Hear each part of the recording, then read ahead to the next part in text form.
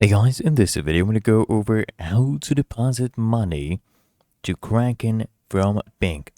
Now, once you're on your home page, you can come here, deposit cash or crypto, okay? Or you can buy crypto as well, and you can do this using a bank. So you can hit here, deposit cash or crypto. You can click here as well, okay? But make sure you add a payment method. Come to the top right, click on the profile icon, add a payment method right here.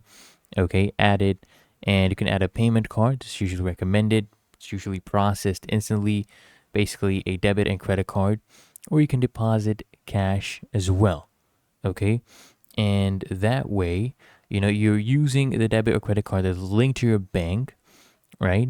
And you use that to deposit money to Kraken. Okay, that is how you can do that from the bank. If you found this helpful, make sure you smash that like button and subscribe to App Mentor.